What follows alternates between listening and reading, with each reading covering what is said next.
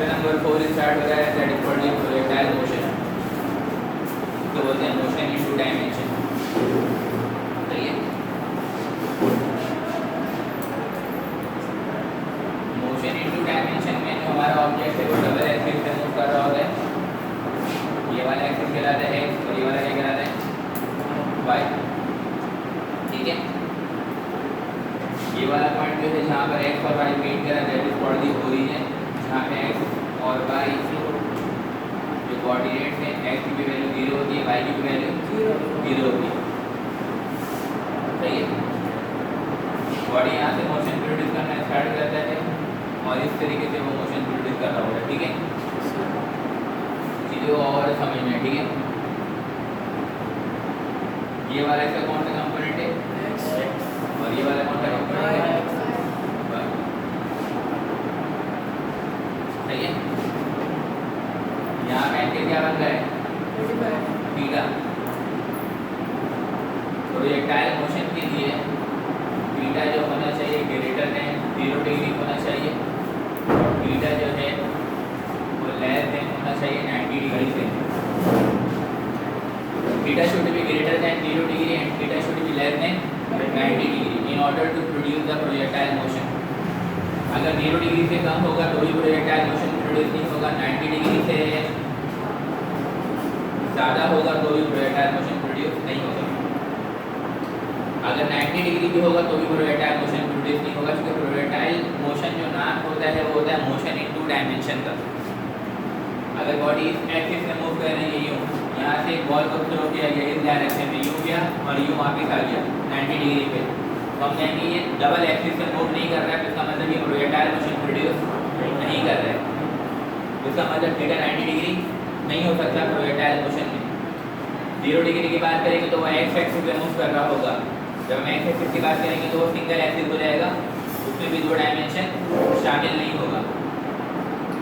तो whenever we want to produce the projectile motion, an object should be thrown at an angle of greater than 0 degree and the angle should be less than 90 degree। 90 degree से कम होगा, जैसे first कर लेते हैं 85 degree है, ठीक है ना, तो 85 डिग्री सपोज ये 90 है तो 85 सपोज यहाँ पे लाई कर रहा होगा तो ऑब्जेक्ट यूँ जाएगा। सही है, यूँ जाएगा और फिर हिसाब से यूँ गिरेगा, that is called projectile motion. इसमें एक्स एक्सिस भी होगा, वाई एक्सिस भी होगा। ठीक है, और 5 डिग्री सपोज कर लेते हैं तो यहाँ ये हम सपोज कर लेते हैं कि ये 5 डिग्री है, ठीक है, या 10 डिग्री है, तो ये भी क्या करेगा? प्रोजेक्टाइल मोशन प्रोड्यूस करेगा। ठीक है, जब आप जंप करते हैं तो प्रोजेक्टाइल मोशन है, ठीक है ना। जानवर जब अपने शिकार को पकड़ने के लिए जब जंप करते हैं तो वो प्रोजेक्टाइल मोशन है, ठीक है ना। जब प्लेयर जो है वो शॉट खेलता है तो वो प्रोजेक्टाइल मोशन है। जब हम किसी चीज़ को थ्रो करते हैं, ठीक है ना, along the X and Y axis, तो वो प्रोजेक्टाइल मोशन है। तो ये सारी चीज़ें जो है वो प्रोजेक्टाइल मोशन कहलाती हैं। एक ऑब्जेक्ट को यूँ थ्रो किया गया तो ये प्रोजेक्टाइल मोशन नहीं कहलाएगा क्योंकि 90 डिग्री पे था, ठीक है। और एक ऑब्जेक्ट को फ्लोर पे फेंका गया तो भी प्रोजेक्टाइल मोशन नहीं कहलाएगा क्योंकि वो एक्स एक्सिस पे था, ठीक है। तो जब भी कोई ऑब्जेक्ट इस तरीके से डिस्टेंस ट्रैवल करे कि वो एक्स डायरेक्शन पे भी डिस्टेंस ट्रैवल कर रहा हो और वाई डायरेक्शन पे भी डिस्टेंस ट्रैवल कर रहा हो, तो उस मोशन को हम कहते हैं प्रोजेक्टाइल मोशन। बात समझ आ गई? तो प्रोजेक्टाइल मोशन में कुछ चीज़ें हैं जो आपको मालूम होनी चाहिए। एक फॉर्मूला पढ़ा है आपने बेटा, S equal to B T, सही है। एक फॉर्मूला आपने पढ़ा है B F equal to B I plus A T. एक फॉर्मूला पढ़ा है आपने 2AS is equal to B F square minus B I. एक फॉर्मूला आपने पढ़ा है S equal to B I T plus का हाफ ए टी स्क्वायर। ये सारे कहलाते हैं इक्वेशंस ऑफ मोशन। क्या कहलाते हैं? ये equations of motion projectile motion पर अप्लाई नहीं होते। ये जब अप्लाई होते हैं जब ऑब्जेक्ट हमारा एक लीनियर डायरेक्शन में मूव कर रहा हो, या तो एक्स डायरेक्शन में मूव कर रहा हो या तो वाई डायरेक्शन में मूव कर रहा हो, ठीक है। अगर body surface of the earth में मूव कर रही है तो हम इक्वेशंस ऑफ मोशन अप्लाई करते हैं। अगर body under the influence of gravity move कर रही है, बॉडी ऊपर से जा रहा है, बॉडी टॉप से नीचे आ रही है, तो भी ये इक्वेशन ऑफ मोशन हम अप्लाई करते हैं जहाँ पर s को h से रिप्लेस करवा दिया जाता है, जहाँ पर एक्सेलरेशन को ग्रेविटी से रिप्लेस करवा दिया जाता है। पढ़ा है ना लोगों ने? बात समझ आ रही है? तो ये इक्वेशन ऑफ मोशन है। इन इक्वेशन ऑफ मोशन को मद्देनजर रखते हुए देखते हुए हम इसकी प्रोजेक्टाइल मोशन की जो इक्वेशन बनाते हैं तो वो आसान हो जाता है। ठीक है, तो एक ऑब्जेक्ट जो है वो थ्रो किया जा रहा है, तो ये पॉइंट जो फर्स्ट कर लेते हैं इसका पॉइंट ऑफ मैक्सिमम हाइट है। यहाँ पे हाइट क्या है? Maximum height. सही है, आगे बात है। तो यहाँ पर हमारा जो ऑब्जेक्ट होगा इस तरीके से अपवर्ड डायरेक्शन में मूव कर रहा होगा, और यहाँ से जो ऑब्जेक्ट होगा वो डाउनवर्ड डायरेक्शन में मूव कर रहा होगा ड्यूरिंग द प्रोजेक्टाइल मोशन। सही है, इसमें दो वेलोसिटीज होती हैं, एक होती है इनिशियल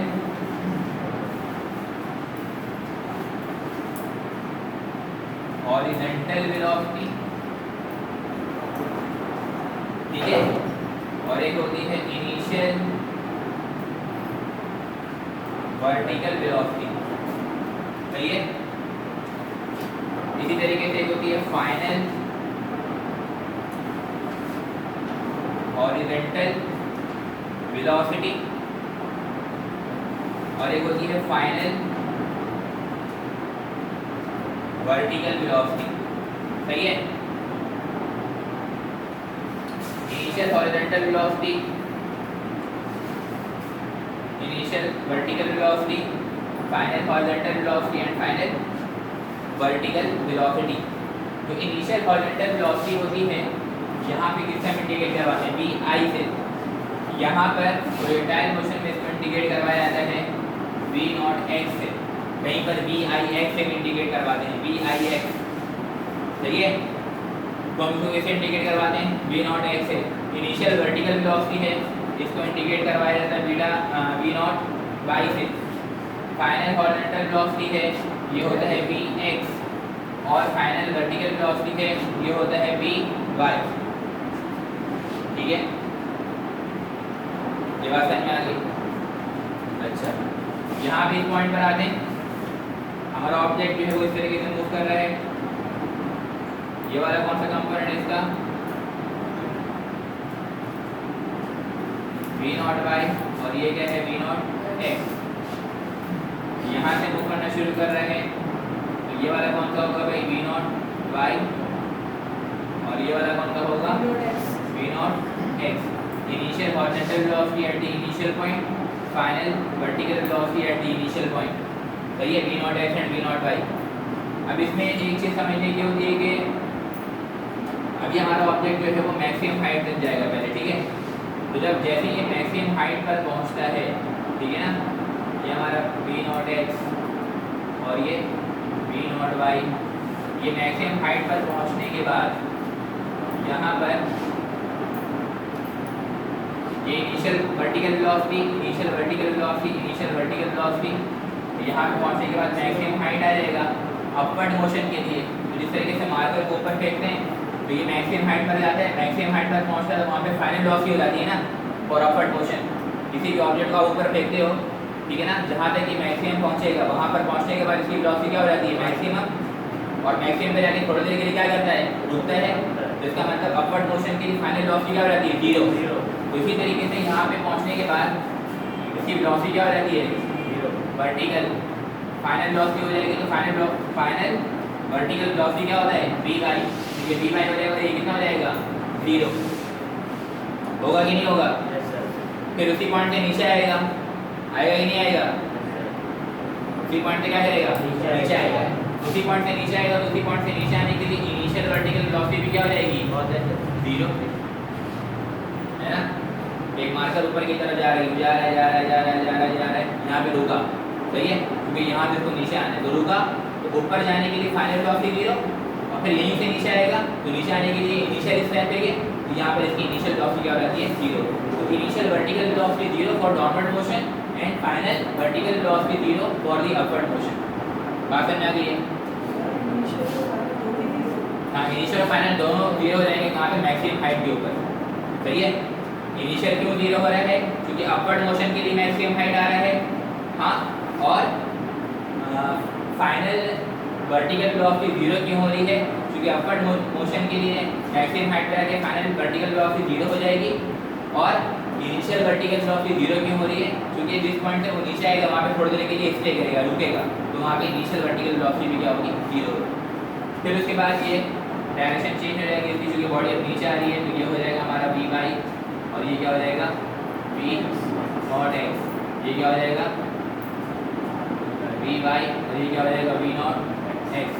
यहाँ पे क्या हो जाएगा? वी बाई, ये क्या हो जाएगा? V not X. ठीक है। अब यहाँ पे एक इम्पॉर्टेंट बात ये है कि वी नॉट एक्स और V X are always same for projectile motion. For projectile motion V not X और वी एक्स हमेशा क्या रहते हैं? ये बराबर रहते हैं। किसके लिए? प्रोजेक्टाइल मोशन के लिए। मतलब एक बॉडी को फेंका गया with an initial horizontal velocity of 20 metre पर सेकेंड। एक ऑब्जेक्ट को थ्रो किया गया with an initial horizontal velocity of 20 metre पर सेकेंड, तो उसकी जो फाइनल हॉरिजॉन्टल वेलोसिटी भी होगी वो क्या होगी? 20 मीटर पर सेकेंड होगी। तो आप ये बात याद रखेंगे कि horizontal velocity during the projectile motion जो बेटा चेंज नहीं होती है। क्या बात याद रखेंगे? क्या बात याद रखेंगे? हॉरिजॉन्टल वेलोसिटी चेंज फर्स्ट कर लेते हैं कि एक बॉडी की इनिशियल हॉरिजॉन्टल वेलोसिटी गिवन है 4 मीटर पर सेकेंड। ठीक है, कितनी गिवन है? तो पूछ रहे बताइए इसकी फाइनल हॉरिजॉन्टल वेलोसिटी कितनी होगी? क्या पूछ रहे हैं? फाइनल। तो इनिशियल हॉरिजॉन्टल वेलोसिटी और final horizontal velocity this are same. तो जो इनिशियल हॉरिजॉन्टल वेलोसिटी होगी, चाहे वो 20 हो, चाहे वो 50 हो, चाहे वो 4 हो, चाहे वो 2 हो, चाहे वो 0.2 कुछ भी हो, वही फाइनल हॉरिजॉन्टल वेलोसिटी होगी।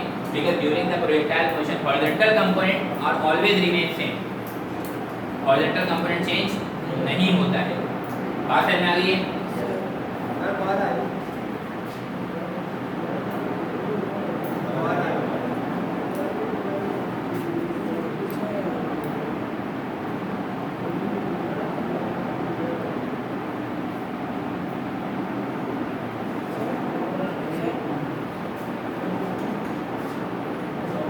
इनिशियल हॉरिजॉन्टल वेलोसिटी और फाइनल हॉरिजॉन्टल वेलोसिटी रिमेन क्या रहते हैं?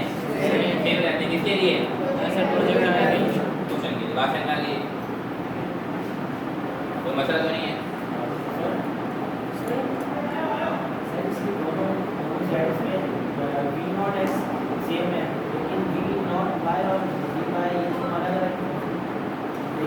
यहाँ पे वी नॉट बाई और यहाँ पे आपने कह रहे थे वी बाई का यार है, ये कह रहे हो ना? यहाँ पे एक बात सुन लोगे, यहाँ पर मैंने क्या लिखा है? इनिशियल है ना, वी नॉट एक्स। यहाँ पे क्या लिखा है? V not X. यहाँ पे क्या लिखा है? यहाँ पे क्या लिखा है? V not. यहाँ पे क्या लिखा है? यहाँ पे वी नॉट एक्स। तो ये सारे सेम रहते हैं ना, कांस्टेंट रहते हैं। तो आप शुरू में क्या लिख दो? V not X. बाकी सारे आप वी एक्स भी लोगे तो मसला नहीं है, क्योंकि ये आपस में क्या रहते हैं? बराबर रहते हैं। Horizontal velocity are remain same. Horizontal velocity क्या रहती है? सेम रहती है, चेंज नहीं होती। तो आपने मैंने यहाँ पे वी नॉट एक्स लिखा है ना, सब में वी नॉट एक्स लिखा जा रहा हूँ। क्यों? क्योंकि ये सेम ही रहते हैं। तो चाहे मैं वी नॉट एक्स लिखूँ चाहे वी एक्स लिखूँ, बात बराबर है। लेकिन वर्टिकल वेलोसिटी चेंज होती है। यहाँ पे ये कौन सा पॉइंट है? Initial vertical velocity. तो अब इनिशियल वर्टिकल वेलोसिटी जो होगी उस पॉइंट पे जो वी नॉट बाई मैंने यहाँ पे लिखा है, लेट अस सपोज यहाँ पे 20 मीटर पर सेकंड है, तो यहाँ पे 20 मीटर पर सेकंड नहीं होगा, यहाँ पे फिर 20 मीटर पर सेकंड नहीं होगा। वर्टिकल वेलोसिटी चेंज होती है, हॉरिजॉन्टल वेलोसिटी चेंज नहीं होती। बात समझ में आ रही है? अच्छा, किस पॉइंट के ऊपर जो वेलोसिटी जो होती है वो मैक्सिमम होती है ड्यूरिंग द प्रोजेक्टाइल मोशन? किस पॉइंट के ऊपर जो वेलोसिटी जो होती है वो मैक्सिमम होती है? तो दो बातें याद रखेंगे। At the point of projection, जब उसको प्रोजेक्ट किया रहा था उस वक्त, and second is the just before hitting the ground, जमीन से टकराने से पहले। तो दो पॉइंट ऐसे होते हैं जहाँ पे प्रोजेक्टाइल की वेलोसिटी क्या होती है? मैक्सिमम होती है। एक पॉइंट कौन सा है? Eight the point of projection, जब उसको थ्रो किया रहता है। पेंसिल चलो बेटा लिखो, ठीक है? Eight the point of projection, ठीक है, जब उसको प्रोजेक्ट किया रहता है। और सेकंड क्या? जब वो जमीन से टकराने वाला हो। अगर टकरा रहेगा तो दोनों वेलोसिटी जीरो हो जाएगी। बात समझ आ रही है? तो जब टकराने वाला हो तो उसकी वेलोसिटी जो होती है वो मैक्सिमम होती है। So these are the 2 points at which the velocity of the projectile is maximum. The first one is at the point of projection and second one is just before hitting the ground. जमीन से टकराने से just पहले। अब ऐसा नहीं कि बिल्कुल यहाँ पे बोल लें कि यहाँ पे वेलोसिटी मैक्सिमम होगी, नहीं, बिल्कुल यहाँ पर कि जमीन से टकराने वाला है तो वहाँ पर उसकी वेलोसिटी क्या हो जाती है, मैक्सिमम हो जाती है। बात समझ आ गई है? इस वाले इक्वेशन में वापस आ जाओ। ये कौन सा इक्वेशन का मोशन है? इक्वेशन का मोशन है ना ये, फर्स्ट सेकंड और थर्ड। ये फार्मूला है इक्वल टू vt। ये फार्मूला हमने पढ़ा है फोर्स एंड मोशन में, ठीक है ना, चैप्टर नंबर 3 में। अगर ये प्रोजेक्टाइल मोशन पर अप्लाई होता है इसमें चेंजिंग हो जाती है s। यहाँ पर आ जाओ। अगर मैं पूछूंगा इसका टोटल फासला कितना है, टोटल फासला इसका कितना है, तो आप बोलेंगे सर यहाँ से लेकर के इस वाले पॉइंट से लेकर के यहाँ तक का फासला क्या है इसका, s क्या है, ये बराबर होता है किसके, x के, किसके बराबर होता है, और ये बराबर होता है r के, किसके बराबर होता है, r is called the range of the projectile, ठीक है। टोटल डिस्प्लेसमेंट जो है, टोटल मैक्सिमम डिस्प्लेसमेंट जो है उसको हम क्या बोलते हैं, रेंज। तो मतलब इसमें डिस्टेंस को किससे इंडिकेट करवाया जाता है, x से। अगर x ग्राउंड टू ग्राउंड होगा तो वो r के बराबर होगा। x अगर क्या होगा, ग्राउंड टू ग्राउंड, तो किसके बराबर होगा, r के। और अगर ग्राउंड टू ग्राउंड नहीं है, जैसे एक हेलीकॉप्टर जा रहा है, सही है, ये एक हेलीकॉप्टर है, सही है, ये डायरेक्शन में जो है वो मूव कर रहा है, ठीक है। इसलिए यहाँ से एक ऑब्जेक्ट को थ्रो किया, ड्रॉप किया, इस पॉइंट से ड्रॉप कर रहा है तो इसका वर्टिकल एक्सिस ये हो गया और ये मैंने बना दिया हॉरिजॉन्टल एक्सिस, सही है। यहाँ से इसको ड्रॉप कर रहे हैं तो वो इस डायरेक्शन में नहीं गिरेगा क्योंकि मोशन किधर है, जहाज की फॉरवर्ड डायरेक्शन में, आगे की तरफ। तो जो भी प्रोजेक्ट होगा, जो भी पार्टिकल होगा, जो भी ऑब्जेक्ट होगा, वो इस तरीके से पैराबोलिक कर्व बनाते हुए गिरता है। तो अब ये ग्राउंड से ग्राउंड का डिस्टेंस नहीं है, यहाँ से ऑब्जेक्ट को फेंका गया था, इधर जाके वो हिट कर रहा था, तो ये ग्राउंड से ग्राउंड का डिस्टेंस है। तो इसमें जो टोटल डिस्टेंस होता है वो किसके बराबर होता है, रेंज के। लेकिन यहाँ पे देखिए ग्राउंड से ग्राउंड का डिस्टेंस नहीं है, तो ये किसके बराबर होता है, इस डिस्टेंस को हम क्या बोलते हैं, x। क्या बोलते हैं, x। This is not called the range. इस तरीके से रॉकेट को फायर किया जाता है तो उसकी रेंज होती है, ग्राउंड से ग्राउंड पे हिट कर रहे होते हैं, तो उसकी क्या होती है, रॉकेट की रेंज होती है। मिसाइल की क्या होती है, रेंज होती है, क्योंकि वो ग्राउंड से ग्राउंड हिट कर रहा होता है। बात समझ आ रही है? तो ये s इक्वल टू vt जो फार्मूला है, इसको अगर प्रोजेक्टाइल मोशन में हम बनाएंगे, for projectile motion,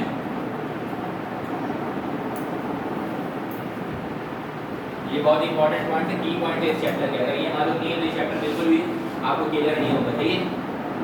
s equal to vt, तो s इसके बराबर है x के, ठीक है, v not x into t। एक फार्मूला ये बना था, x equal to v not x into t, सही है। अच्छा, इस तरीके से आपने फार्मूला पढ़ा है x equal to vx into t। आपने फार्मूला पढ़ा है f(x) बराबर होता है f cos थीटा की, पढ़ा है ना, पढ़ा कि नहीं पढ़ा है, f(x) equal to f cos theta. उसी तरीके से ये बराबर होता है x इक्वल टू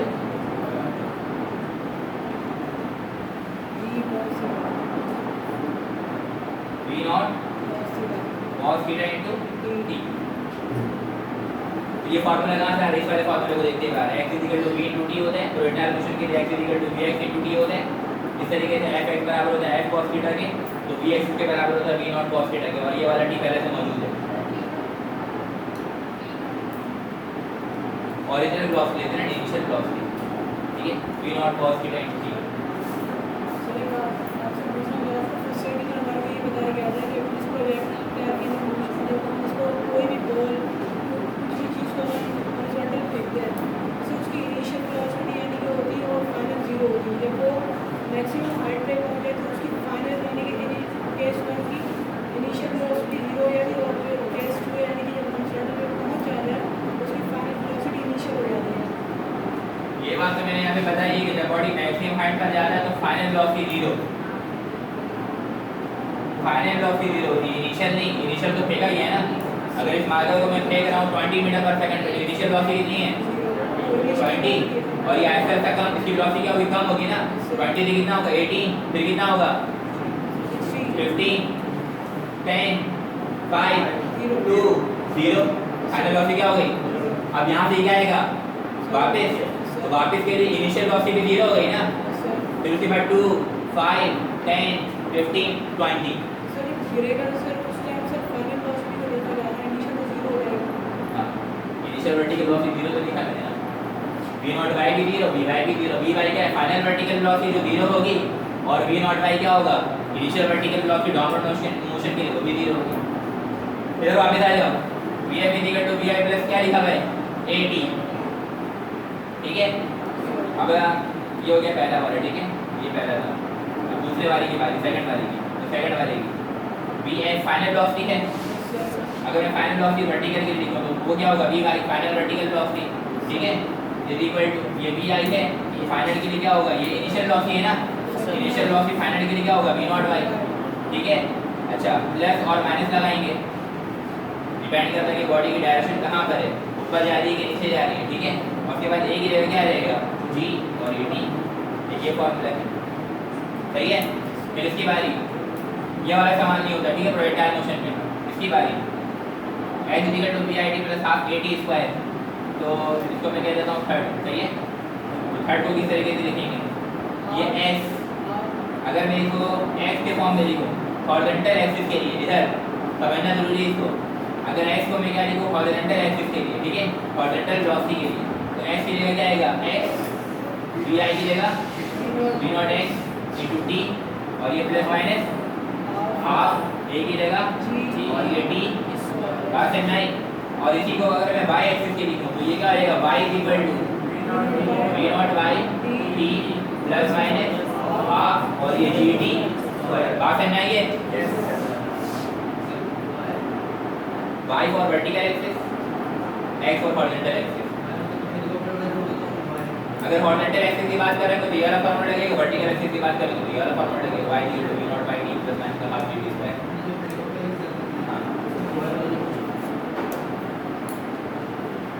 ये सवाल की कंडीशन के ऊपर डिपेंड करता है, ठीक है। जब हम सवाल देखेंगे तो फिर आपको फॉर्मूला लगाएंगे। सर सेकंड लो पे सर इसमें भी सर हॉरिजॉन्टल और वर्टिकल हो सकता है सर, इसमें सेकंड इक्वेशन इसमें सेकंड लो पे इसमें सर।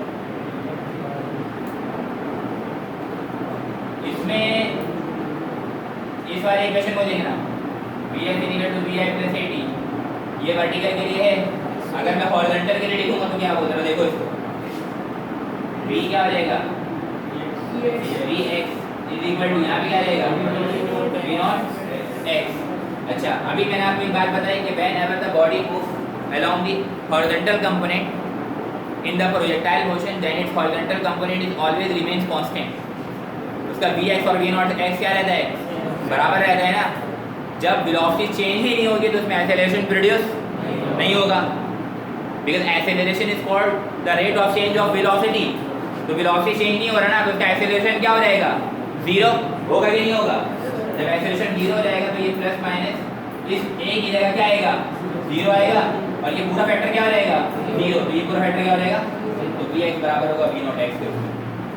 आप नहीं, ये बात मैंने आपको पहले ही बता दी थी कि हॉरिजॉन्टल वेलोसिटी क्या रहता है, रिमेन सेम रहता है, vx और v नॉट x हमेशा क्या रहता है, आपस में बराबर रहते हैं। बात समझ में आ गई है। vx and v not x are always equal to each other during the projectile motion, horizontal component remains constant। Clear हो गई बात ये। सर हॉरिजॉन्टल और वर्टिकल में सर ग्रेविटी रहेगी सर, जब ऊपर जाएगा हॉरिजॉन्टल में तो सर ग्रेविटी पॉजिटिव होगी नेगेटिव होगी, नेगेटिव होगी, जब ऊपर जाएगा तो नीचे आएगा तो पॉजिटिव होगी। बिठा दो बेटा ये सब।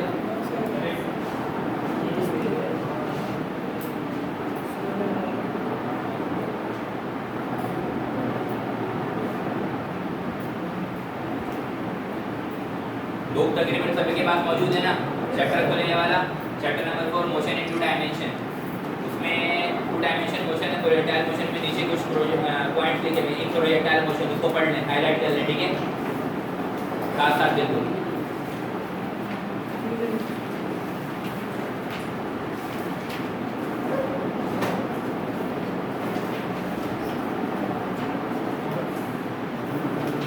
पॉइंट लिखे हुए हैं 0 पॉइंट 1 2 3 4 इन पॉइंट को पढ़ ले और हाईलाइट कर ले, इनमें भी की पॉइंट्स मौजूद है, ठीक है। हाँ मिटा दो बेटा इधर,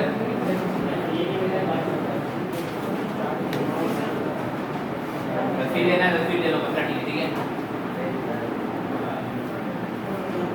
मेरी ले लो हैं हैं हाँ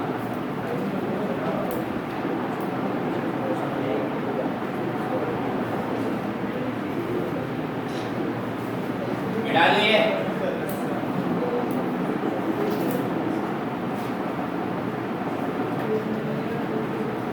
तो भाई यहाँ पे जो फॉर्मूलाज हैं उनके पॉइंट्स आपको क्लियर है ना। यहाँ पे जो बातें मेंशन करी है मैंने डायग्राम में, इनिशियल हॉरिजॉन्टल वेलोसिटी क्या है, इनिशियल वर्टिकल वेलोसिटी क्या है, फाइनल हॉरिजॉन्टल वेलोसिटी क्या है, फाइनल वर्टिकल वेलोसिटी क्या है, पता है, ठीक है। इनिशियल वर्टिकल वेलोसिटी और फाइनल वर्टिकल वेलोसिटी 0 कब होगी, पता है ना ये।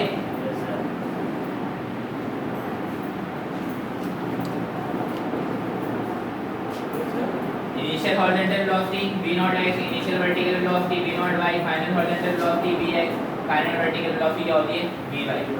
हॉरिजॉन्टल कंपोनेंट क्या रहता है, रिमेन कांस्टेंट। प्रोजेक्टाइल मोशन के लिए थीटा 0 से ज़्यादा होना चाहिए, 90 से कम होना चाहिए, ठीक है। ये फॉर्मूला मैं ये छोड़कर ये मिटा दूं, ये मिटा देता हूं, ये चीज मिटा दूं, सही है।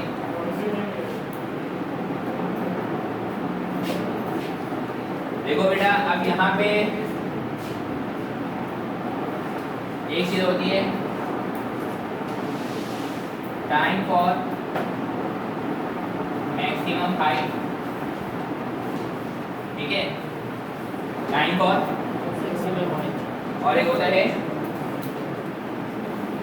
Maximum height of projectile. क्या होता है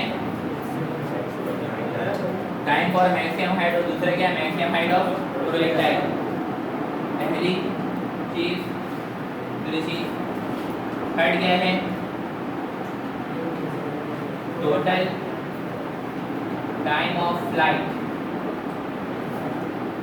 क्या है टोटल टाइम ऑफ फ्लाइट। और फोर्थ जो है वो है रेंज ऑफ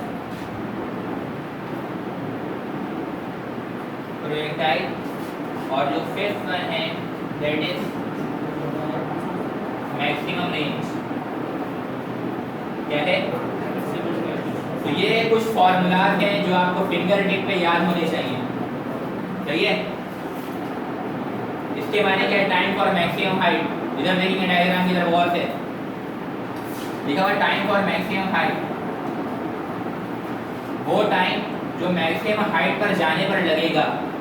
एक प्रोजेक्टाइल को फेंका कि आपने पत्थर फेंका तो वो नीचे तो आएगा, लेकिन कहाँ से आएगा जब तक अपने मैक्सिमम हाइट पे ना पहुंच जाए। तो जब वो मैक्सिमम हाइट पर पहुंचेगा तो वहां पर पहुंचने में उसको टाइम कितना लगेगा। एक बुलेट को फायर किया गया, ठीक है ना, एयर में, हवाई फायर, ठीक है, तो वो ऊपर जाने के बाद कहाँ आएगा नीचे, तो वो एक मैक्सिमम हाइट पर जाने के बाद नीचे आएगा, पहले नहीं आएगा। बात समझ में आ रही है। तो उस मैक्सिमम हाइट पर जब पहुंचेगा तो आखिर उसको टाइम कितना लगेगा, तो उसके लिए टाइम का फॉर्मूला होता है t = v0 sin θ/g।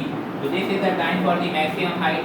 अगर कोई ऑब्जेक्ट, कोई प्रोजेक्टाइल मैक्सिमम हाइट पर जा रहा है तो उसको वहां पर पहुंचने में टाइम कितना लगता है v0 sin θ/g। ये वाला पॉइंट देखो, ये वाला पॉइंट क्या है मैक्सिमम हाइट। अगर एक ऑब्जेक्ट को यूज करोगे अगर यहाँ से यूँ, सही है ना, तो यहाँ से यहाँ जाने में जो उसको टाइम लगेगा वो कितना लगेगा v0 sin θ/g, because this point is of the maximum height. बात क्लियर हुई है या नहीं हुई। अब जितना टाइम जाने में लगता है उतना ही टाइम आने में भी लगता है, ठीक है। जितना टाइम जाने का उतना टाइम आने का। तो जाने में टाइम कितना लग रहा है v0 sin θ/g, तो आने में भी कितना लगेगा v0 sin θ/g। दोनों को ऐड करवा देंगे तो कितना हो जाएगा 2 v0 sin θ/g। इसका मतलब टोटल टाइम ऑफ फ्लाइट कितना हो जाएगा t = 2 v0 sin theta over g. This is the formula for the total time of flight. ये बॉडी ऊपर भी जाएगी और नीचे भी आएगी for projectile motion. Projectile motion में बॉडी जब ऊपर जाएगी और नीचे आएगी तो उसको टाइम कितना लगेगा 2v0 sin theta over g. ये वाली समझ आ गई. ऊपर जाने का टाइम हाथ बिल्कुल याद करते जाओ. ऊपर जाने के लिए मैक्सिमम हाइट के लिए टाइम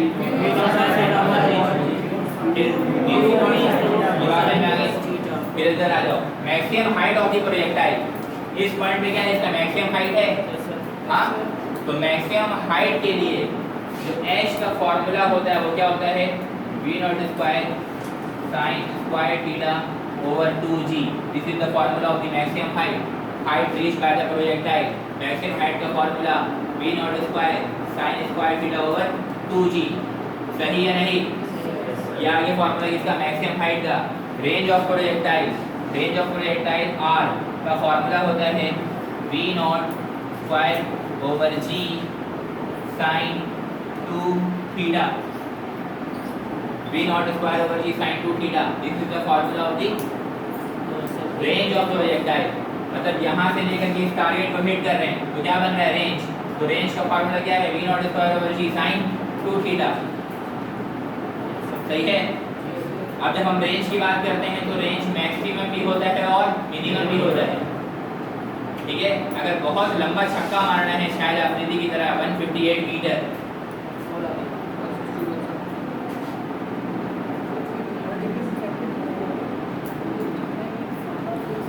ठीक है ना, 158 मीटर का जो है आपको छक्का मारना है तो उसके लिए एंगल कितना सेट करना चाहिए. इस वाले फॉर्मूले का देखो r v0 square over g sin 2 theta. इस थीटा की जगह हम क्या पुट करें जो हमारा रेंज जो है वो क्या हो जाए मैक्सिमम हो जाए. देखो साइन थीटा की जो वैल्यू होती है ना मेजर एंगल्स पे जो 0 है 30 है 45 है 60 है और 90 है. these are the major angles. ठीक है. अगर आप साइन 0 निकालोगे तो उसका आंसर आएगा 0. उसका मतलब अगर एंगल 0 डिग्री है तो रेंज 0 होगा. ठीक है. और अगर साइन 90 आप निकालते हो तो साइन 90 का आंसर कितना आता है 1. तो साइन 90 पे जो वैल्यू आती है वो मैक्सिमम आती है. तो अगर हमने एंगल कितना सेट कर दिया कि 90 डिग्री आ जाए तो उसका मतलब वहाँ पे रेंज क्या होगा मैक्सिमम होगा.